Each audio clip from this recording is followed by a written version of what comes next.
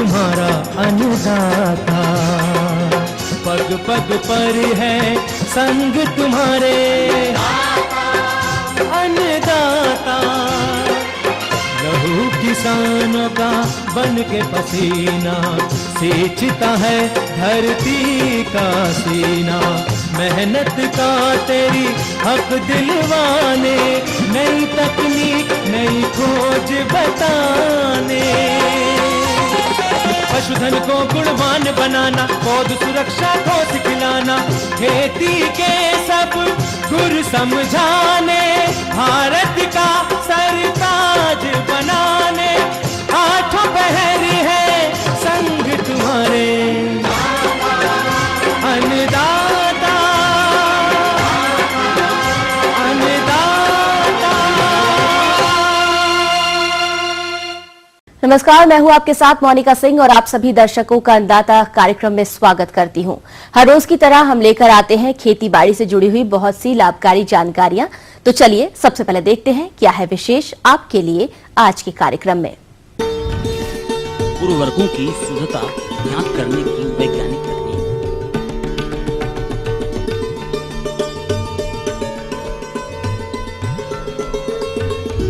बैगन की फसल में कीट नियंत्रण पर जानकारी।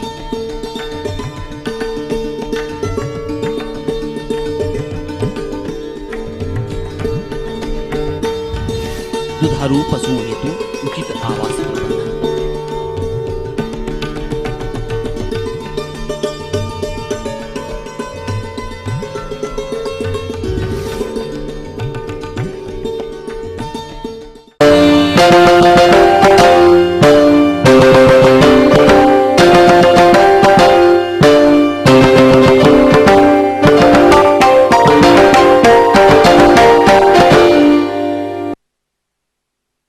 किसान भाइयों, रबी फसलों की कटाई लगभग पूर्ण हो चुकी है और अब आप लोग खरीफ की बुआई की योजना तैयार कर रहे होंगे। जैसा कि आप लोग जानते हैं कि संस्तुत मात्रा में उर्वरक प्रयोग के बिना अच्छा फसलों उत्पादन संभव नहीं है, परंतु कभी कभी देखा जाता है कि हमारे किसान भाई उर्वरक की संस्तुत मात्रा का प्रयोग करते हैं, फिर भी फसल को संतुलित पोषण नहीं मिल पाता है क्योंकि उर्वरक नकली व मिलावटी होता है। अब प्रश्न उठता है कि किसान ये निम्न गुणवत्ता का उर्वरक खरीदते क्यों हैं?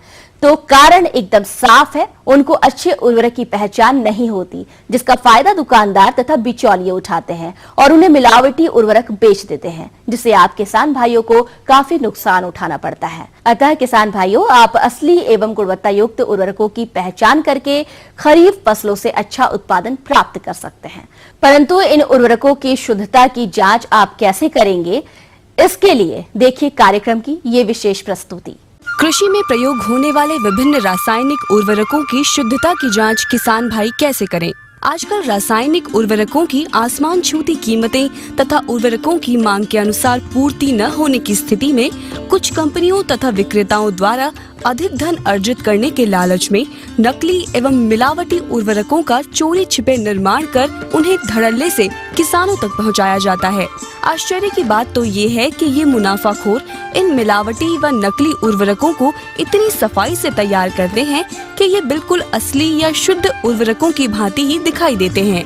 जब इन अशुद्ध व मिलावटी उर्वरकों का प्रयोग किसान भाई अपनी फसलों पर करते हैं तो उससे फसल को तो कोई लाभ नहीं पहुंचता, लेकिन किसान को तो आर्थिक हानि होती ही है। साथ ही मृदा के स्वास्थ्य पर भी इनका विपरीत प्रभाव पड़ता है। अतः आवश्यक हो जाता है कि किसान अपने स्तर पर इन रासायनिक उर्वरकों को खरीदते समय इनकी शुद्धता अवश्य जांच लें, ताकि वे किसी प्रकार की धोखाधड़ी के शिकार होने से बच सके और उनके जेब व जमीन की दशा सुरक्षित रह सके तथा फसल से गुणवत्ता युक्त अधिक उपज भी मिल सके। किसानों के बीच में प्राय urea, DAP, muriate of potash तथा जिंक सल्फेट आदि प्रचलित रासायनिक उर्वरकों को नकली या मिलावटी रूप में बाजार में बेचा जाता है। अतः आज हम इन्हीं रासायनिक उर्वरकों की शुद्धता की पहचान के प्रमुख लक्षणों के बारे में किसान भाइयों को अवगत कराना चाहेंगे, ताकि इन लक्षणों के आधार पर स्वयं को संतुष्ट कर सकें कि उनके द्वारा जो भी उर्वरक खरीदा जा रहा है वह शुद्ध है। किसान भाइयों, आइए सबसे पहले बात करते हैं यूरिया की शुद्धता की पहचान के बारे में। शुद्ध यूरिया के दाना सफेद, चमकदार तथा एक समान आकार के गोल होते हैं। शुद्ध यूरिया के दाने आसानी से पानी में घुल जाते हैं तथा घोल को छूने पर शीतलता की अनुभूति होती है और सूंघने पर अमोनिया की गंध आती है। शुद्ध यूरिया के दानों को यदि गर्म तवे पर रखा जाए तब वह पिघल जाते हैं तथा तेज आंच करने पर कुछ भी अवशेष नहीं बचता। ये तो हुई बात यूरिया की शुद्धता की। और अब आइए बात करते हैं डाई अमोनियम फॉस्फेट यानी DAP की शुद्धता के प्रमुख लक्षणों के संबंध में। शुद्ध DAP के कुछ दानों को हथेली पर लेकर उसमें चूना मिलाकर रगड़कर सूंघने पर तीक्ष्ण गंध निकलती है जिसे सूंघना मुश्किल हो जाता है। DAP के दाना सख्त भूरा काला बादामी रंग लिए हुए होता है जो नाखूनों से छुड़ाने पर नहीं छूटते हैं। शुद्ध DAP के दानों को तवे पर रखकर धीमी आंच पर गर्म करने पर दाने फूल जाते हैं। आइए अब बात करें म्यूरेट ऑफ पोटाश की शुद्धता के पहचान के संबंध में। शुद्ध म्यूरेट ऑफ पोटाश या MOP सफेद कणाकार पिसा हुआ लाल मिर्च जैसा मिश्रण होता है। शुद्ध म्यूरेट ऑफ पोटाश के दाने नम करने पर आपस में चिपकते नहीं हैं। शुद्ध म्यूरेट ऑफ पोटाश यदि पानी में घोला जाए तब खाद का लाल भाग पानी के ऊपर तैरता है। किसान भाइयों, अब बात करते हैं सुपर फॉस्फेट की शुद्धता की पहचान के बारे में। यह सख्त दानेदार भूरा काला बादामी रंगों से युक्त तथा नाखूनों से आसानी से न टूटने वाला उर्वरक है। यह चूर्ण के रूप में भी उपलब्ध होता है।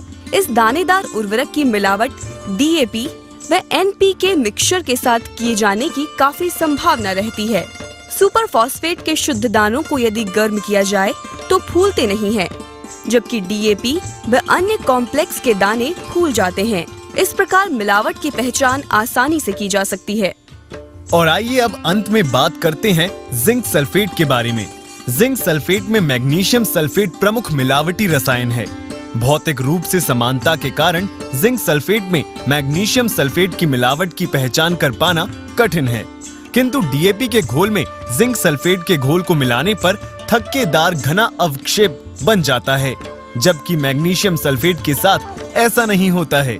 जिंक सल्फेट के घोल में पतला कास्टिक का घोल मिलाने पर सफेद मटमैला मांड जैसा अवक्षेप बनता है, जिसमें गाढ़ा कास्टिक का घोल मिलाने पर अवक्षेप पूर्णतया घुल जाता है। यदि जिंक सल्फेट की जगह मैग्नीशियम सल्फेट है तो अवक्षेप नहीं घुलेगा। किसान भाइयों, उपरोक्त लक्षणों के आधार पर आप असली व नकली उर्वरकों की पहचान स्वयं कर सकते हैं और नकली उर्वरकों द्वारा होने वाली हानि से बच सकते हैं। और मिलावट की पुष्टि हो जाने की दशा में आप ऐसे मुनाफाखोर विक्रेता एवं कंपनी की शिकायत संबंधित जनपद के जिला कृषि अधिकारी से कर सकते हैं और उपभोक्ता फोरम के माध्यम से उनके खिलाफ उचित कानूनी कार्रवाई कर सकते हैं।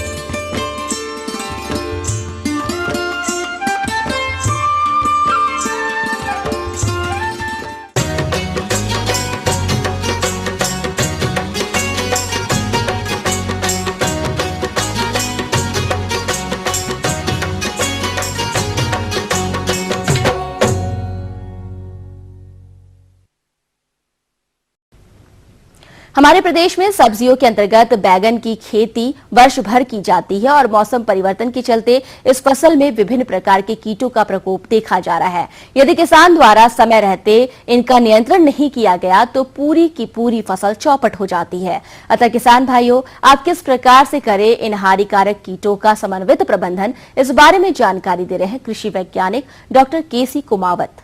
बैंगन की फसल पर वैसे तो काफ़ी कीट लगते हैं, परंतु कुछ महत्वपूर्ण कीटों का ही विवेचन करेंगे। इनमें सबसे महत्वपूर्ण कीट है प्ररोह एवं फल छेदक कीट। इसके अलावा हाडाभृंग, बैंगन की बग एवं हरा तेला का प्रकोप भी होता है। इसके अलावा एक मकड़ी का भी कई बार प्रकोप देखा गया है। सर्वप्रथम हम बैंगन की फसल पर लगने वाले प्ररोह एवं फल छेदक कीट का विवेचन करेंगे। ये कीट प्ररोह एवं फल दोनों को नुकसान पहुंचाता है। प्ररोह यानी कि जो नई शाखा आती है, शाखा को भेदकर शाखा की बढ़वार को रोक देता है। जो प्ररोह होता है वो शाखा को भेदने की वजह से या प्ररोह को भेदने की वजह से जल जाता है और फसल की बढ़वार रुक जाती है। शुरुआती अवस्था में जब बैंगन की वानस्पतिक वृद्धि होती है एवं जब फूल एवं फल नहीं लगते हैं, उस समय ये कीट प्ररोह या शाखा को नुकसान पहुंचाते हैं। इसका जो पतंगा है वो रात्रिचर होता है। ये कीट रात्रि को निकलकर शाखाओं पे या जो बढ़वार वाली जो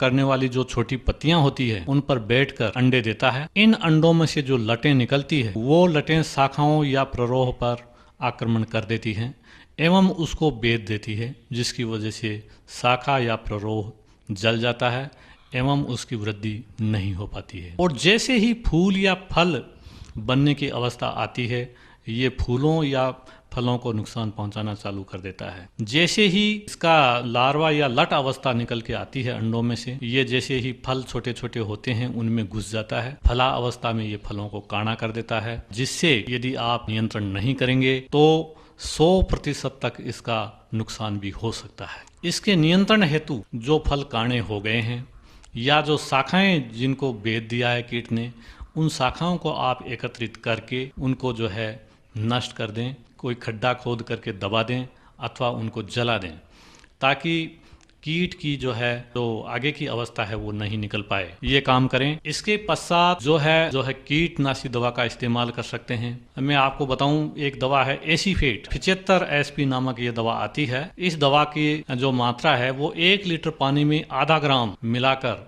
इस दर से आप छिड़काव कर दें, ताकि जो भी लटें हैं वो मर जाए।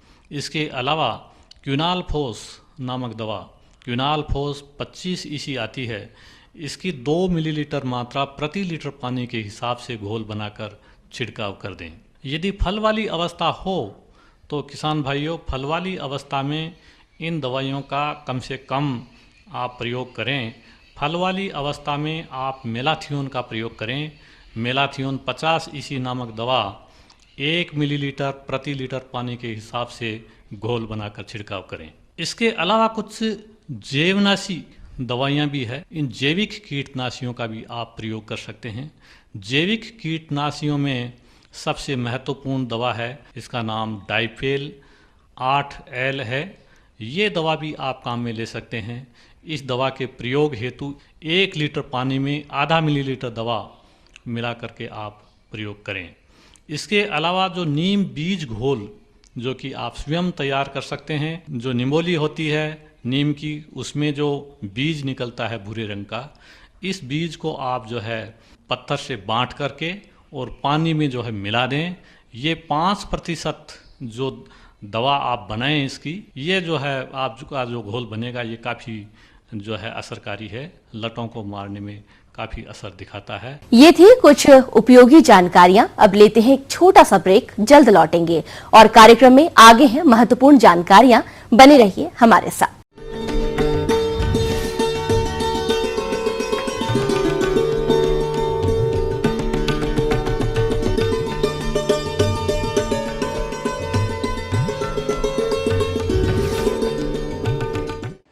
BBC दुनिया को है जिस पर भरोसा। ग्लोबल इंडिया जोड़े आपको पूरी दुनिया से आपकी अपनी भाषा में। ETV के दर्शकों के लिए BBC के मंजे हुए रिपोर्टर ग्लोब के हर सिरे से लाएंगे जिंदगी का सच। स्क्रीन पर उभरेगी बनते बदलते भारत की पूरी तस्वीर। संसार भर के सारे समाचार मैं नेहा भटनागर लेकर आऊंगी। BBC ग्लोबल इंडिया, महसूस करें खबरों की धड़कन।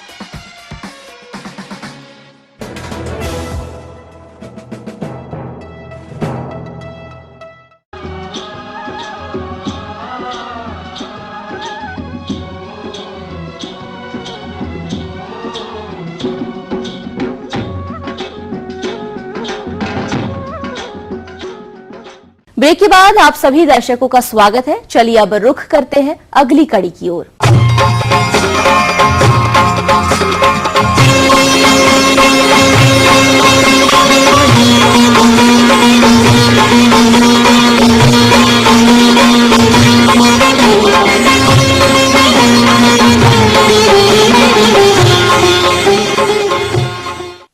पशुपालन व्यवसाय जिसको कि कृषि के साथ काफी पहले से अपनाया जा रहा है, और यदि आप दुधारू पशुओं की अच्छी तरह से देखभाल करते हैं, और इसमें आवास प्रबंधन एक प्रमुख पहलू है, क्योंकि अक्सर देखने में आता है कि पशुपालक भाई आवास प्रबंधन विशेष ध्यान इस पर नहीं देते हैं, जिससे इनकी शारीरिक वृद्धि, दुग्ध उत्पादन क्षमता प्रभावित होती है और हानि का सामना करना पड़ता है। अतः पशुपालक भाइयों, इस व्यवसाय से अच्छा लाभ लेने हेतु आपको आवास प्रबंधन कैसे करना है, इसकी जानकारी के लिए आइए मिलते हैं। पशुपालन में मुख्यतः जैसे 3-4 स्तंभ होते हैं पशुपालन के। जैसे पहला होता है आवास एवं प्रबंधन व्यवस्था, दूसरा होता है उसका प्रजनन नस्ल सुधार, और तीसरा होता है उसका खाद्य प्रबंधन, और चौथा होता है उसका स्वास्थ्य रक्षा। तो उसमें अपन आवास प्रबंधन की बात करें तो पशुपालन में 2 तरह की मुख्यतः आवास व्यवस्था पाई जाती है। एक होता है कच्चा हाउसिंग सिस्टम और एक होता है पक्का हाउसिंग सिस्टम। पशुओं का जो हाउसिंग का सिस्टम था, अपन कच्चा हाउस की बात करें तो ये जो सिस्टम है ये कच्चा हाउसिंग सिस्टम है। इसमें जैसे एक कॉमन पानी का प्याऊ बना होता है जिसमें जानवर इच्छानुसार पानी पी सकता है, और साथ ही इधर में 25% जो इसका हिस्सा होता है वो कवर्ड होता है, यानी कि ऊपर छत होती है जिसके नीचे बेंजर होगी, उसमें जानवर को अपन हरा चारा, जैसे कि अभी हरा चारा अपन फीडिंग कर रखी है, और इसी में सूखा चारा भी खिला सकते हैं, दाना भी खिला सकते हैं, और 75% जो हिस्सा होगा वो खुला रहेगा, तो जिसमें कि जानवर आसानी से घूमता रहता है, जिससे कि अपन जानवर को अलग से जानवर की कोई एक्सरसाइज कराने की जरूरत नहीं पड़ती है। और इसमें सबसे बड़ा फायदा ये है कि जानवर इच्छानुसार पानी पी सकता है, इच्छानुसार खाना खा सकता है। दूसरा ये कि जब कोई जानवर अपना हीट का पता लगाना होता तो इस हाउसिंग सिस्टम में अपन कोई भी जानवर हीट में होगा तो उसका अपन आसानी से पता लगा सकते हैं। और दूसरा है कि जानवर कोई बीमार है तो भी अपनों पूरे झुंड में जानवर अलग से अपन को दिख जाएगा कि जानवर अलग कोने में खड़ा है, सुस्त है, तो उसका भी आसानी से अपन पता लगा सकते हैं। और दूसरा ये कि इसमें जानवर के नीचे भी जैसे कच्ची टाइल्स होती है, टाइल्स लगी रहती है जो चेकर टाइल्स होती है, जिससे कि जानवर आसानी से फिसलता नहीं है। अगर ज़्यादा चिकनी फर्श होगी तो उसमें जानवर फिसलने का डर रहता है। साथ में 4 फीट की दीवार की हाइट होती है और उसके सहारे अपन बड़े छायादार बड़े वृक्ष लगा देते हैं, नीम है, तो इससे क्या है कि जानवर को छाया मिलती रहती है, गर्मियों में जानवर को ज़्यादा गर्मी नहीं होती। और दूसरा होता है पक्का हाउसिंग सिस्टम। उसमें क्या होता है कि 2 तरह का होता है पक्का, जिसमें फर्श पक्का होता है, और इसमें 2 तरह की विधियां होती है। एक होता है पूंछ से पूंछ विधि, यानी कि इसमें जानवर जिस जो कि अपन देख रहे हैं कि जिसमें खड़े हैं कि ये पूंछ से पूंछ विधि है। इसमें क्या होता है कि जानवर के जो फेस है, चेहरा है, मुंह है, वो बाहर की तरफ रहेगा और उधर मेंजर होगा जो 2 फीट चौड़ा होता है, और बीच में स्टैंडिंग प्लेस जो जहाँ जानवर खड़ा रहता है वो 4 फीट के करीब लंबाई का होता है। उसके बाद गटर होगा जो 2 फीट की चौड़ाई का होगा, और बीच में ये स्टैंडिंग प्लेस होता है 5 फीट का। तो उससे क्या, एक तो ये जानवर का अगर अपन द्वारी हो रही है तो उसमें अपन सुपरविजन आसानी से कर सकते हैं कि भाई किस जानवर का दूध किसान ने ग्वाले ने अच्छा नहीं निकाला, या कोई बीमारी तो नहीं है पिछले जो अडर होता है थन जो है। और दूसरा इसमें कि जो मुंह से बीमारी फैल लेती है, हवा से फैलती है, सांस से फैलती है, इस पूंछ से पूंछ विधि में वो बीमारी एक जानवर से दूसरे जानवर में फैलती नहीं है। तो इस विधि का सबसे बड़ा फायदा ये है।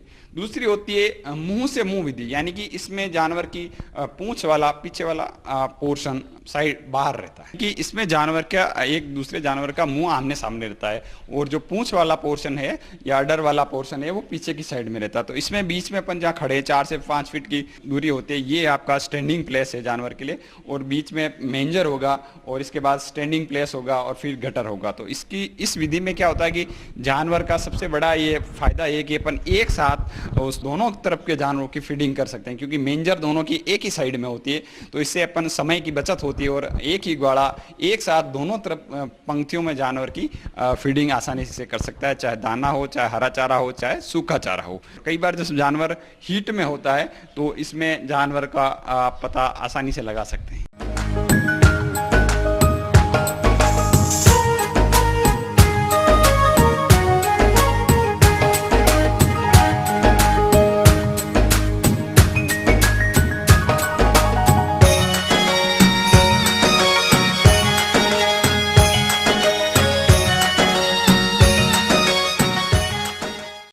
बागवानी के अंतर्गत यदि लीची की बात करें तो इस समय फलन की अवस्था पर है और इस समय कुछ हानिकारक कीटों द्वारा नुकसान पहुंचाया जा रहा है, जिसके फलस्वरूप लीची के फल की उपज एवं गुणवत्ता पर सीधा विपरीत प्रभाव पड़ रहा है। अतः यदि आपके पास लीची के बाग फलन की अवस्था पर हैं और आपके बाग में इस तरह की समस्याएं देखी जा रही हैं, तो इनके निवारण हेतु कौन कौन से उपाय अपनाए जाए जिससे लीची के बाग से अधिक गुणवत्ता के साथ अधिक उपज की प्राप्ति हो सके। इस विषय पर जानकारी दे रहे हैं जिन जिन हमारे किसान भाइयों ने लीची की बागवानी कर रखी है और लीची में जो कीड़ों से संबंधित समस्या आती है, हम आपके साथ में विस्तार से चर्चा करते हैं। किसान भाइयों, इस समय आपके लीची बाग पूर्णतः पकने जा रही है, तो यहाँ पर सबसे पहले आप एक जो पीले रंग की चींटा होता है वो जगह जगह पत्तियों को, जैसा आप चित्र में देख रहे हैं, जगह जगह वो पत्तियों को खिट्टा चींटा बहुत ज़्यादा, क्योंकि अगर हमारे बागवान उनके नज़दीक पहुंचते हैं तो ये बहुत तेज़ काटते हैं और हमारा नुकसान पहुंचाते हैं, स्वास्थ्य को हानि पहुंचाते हैं। इसके नियंत्रण हेतु आप 1% कास्टिक सोडा का घोल बना करके उन पर प्रेशर से मारें तो ये मर जाते हैं, और उसके जो टहनियाँ होती हैं उसको तोड़ करके जला के नष्ट कर दें। दूसरा जो प्रमुख कीट है, जो हम आसानी से उसको देख रहे हैं कि जो हमारे लीची के फल हैं उनके ऊपर बैठ करके हॉपर इसका रस चूस रहा है, कि जो इसका हॉपर है वो एकदम काले रंग का होता है और सफेद सफेद उस पे चिन्ह बने होते हैं, स्पॉट बने होते हैं। जब ये रस चूस लेता है तो हमारे फल की क्वालिटी और क्वांटिटी दोनों ही प्रभावित होती हैं और फल अच्छा सा नहीं होता है, फल हमारा दगीला हो जाता है।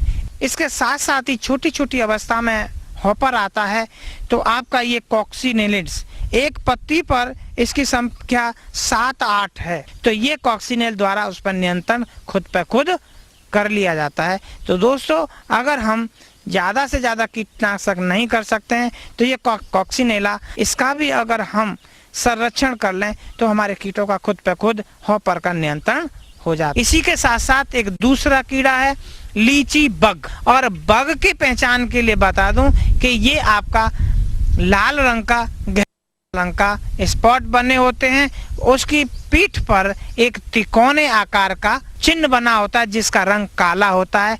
ये बग भी लीचियों का रस चूसता है तने की साइड से, यानी डंठल की साइड से, और इस तरह से रस चूसता है कि जो लीची का ऊपर वाला जब ज्यादा रस चूसता है तो लीचियां गिरने लगती हैं, और अगर लीची पकने की स्टेज पे होती है, जब हमारा लीची बग इसको खाता है तो उस पर स्पॉट बन जाते हैं। स्पॉट बन जाते हैं तो हमारी जो मार्केट में जो उसकी वैल्यू है वो घट जाती है। अब हम बताते हैं कि आपको इसका समय कितनाशी जीव प्रबंधन कैसा होना है। आपके बग हो या हॉपर, दोनों ही के नियंत्रण हेतु आप सबसे पहले जब फूल खिलने के जस्ट बाद, जैसे फल बन के तैयार हो जाता है, उस समय डाइमेथोएट, जिसका 1.25% घोल बना करके इसके साथ में एक चिपकने वाला स्टिकर को मिला करके आप छिड़काव कर सकते हैं। इसके बाद मेटासिस्टॉक्स दवाई का भी आप 1% 1 ml दवाई के हिसाब से आप इसको 1 लीटर के पूरा घोल बना के तैयार कर सकते हैं, आप इसका छिड़काव कर सकते हैं। इसी तरह से आपके जो लीची में प्रमुख ये जो 2-3 कीड़ों की समस्या है, आप इससे निजात पा सकते हैं।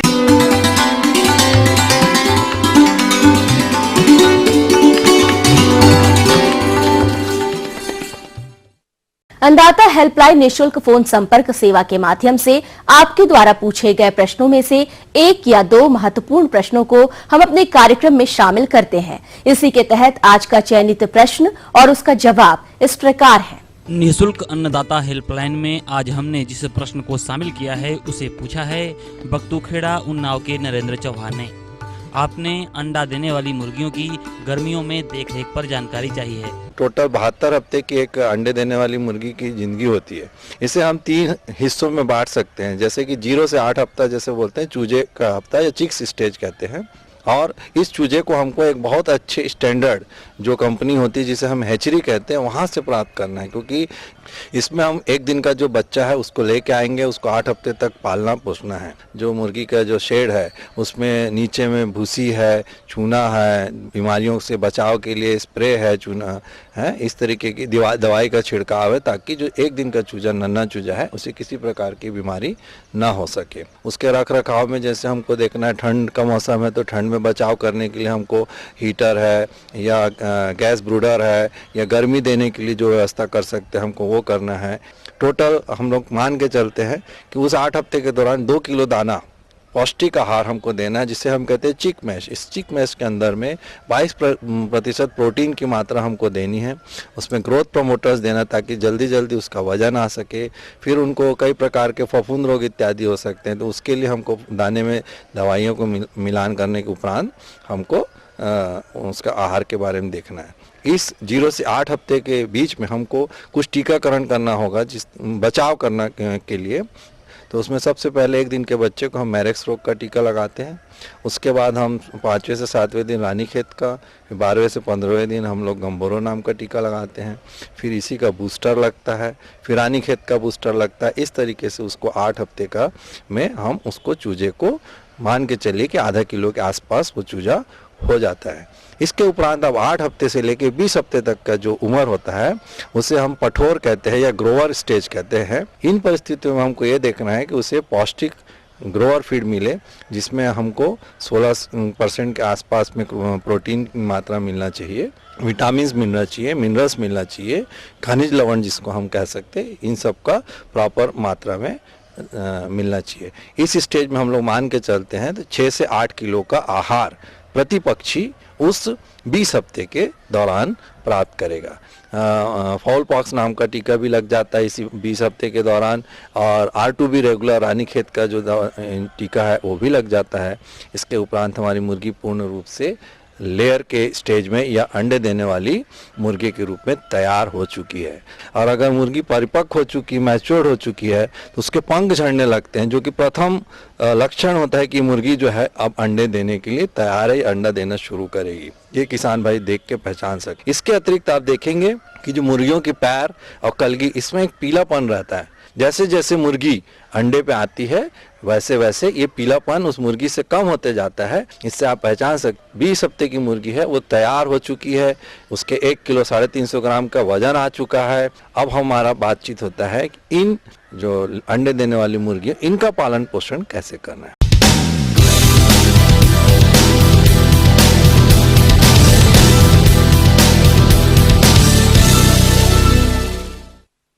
राज्य के विभिन्न मंडियों में कृषि उत्पादों के चढ़ते उतरते बाजार भाव की संक्षिप्त जानकारी इस प्रकार है।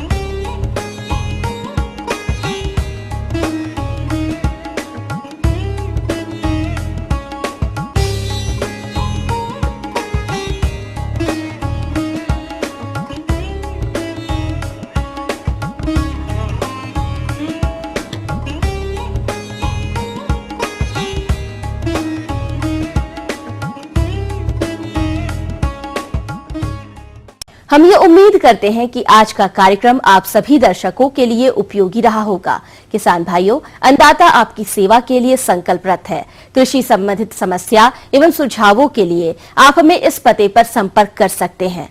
प्रोड्यूसर अन्नदाता, ETV, Uttar Pradesh Uttarakhand, Ramoji film city Hyderabad 501512। साथ ही आप हमें ईमेल भी कर सकते हैं। हमारा ईमेल है annadata.up@etv.co.in। इसके अतिरिक्त आप हमें निःशुल्क हेल्पलाइन नंबर 180042544085 पर शाम 5 से 6 बजे के बीच संपर्क कर सकते हैं। अब आइए देखते हैं कल दिखाए जाने वाले कार्यक्रम की मुख्य झलकियां।